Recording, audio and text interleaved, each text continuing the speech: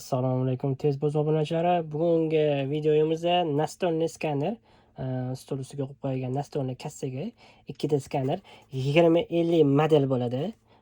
Ishlashlari zo'r, 2 tali skorost ishlaydi. Videoni oxirigacha kuzatib boring, qanaqa ishlashlari va nimani o'qishini ko'rib borasizlar. Xo'p, bizda hozir birinchi ishlatib ko'radigan suv, shtrikot ham markirovka. Mana kompyuterga ham ulanyapti. Mana markirovkani ham ulab tashlayapmiz. Xo'p, endi bizga sigaret kerak bo'ladi. Sigaretni ham juda mayda markirovkani o'qiydi. Mana ishlashini ko'ryapsizlar. Juda tez o'qiydi. Eng qizig'i, bizga apteka dorisi ham qora markirovkalar ham chiqqan. Mana ko'ryapsizlar, ishlashi zo'r. Buni 200 tali skorost bo'lsa, buni 300 tali skorosti ham bor. Okalar, endi uni sherigi 2050 si bor va 2050 ni o'zi bor. Bu 200 tali skorost, bu 300 tali skorost. Hozir bularni tekshirib ko'ramiz. Ko'ryapsizlar, juda tez o'qiydi. Ishlashlari chotki. Ko'ryapsizlar. O'ynab kulib ishlaydi.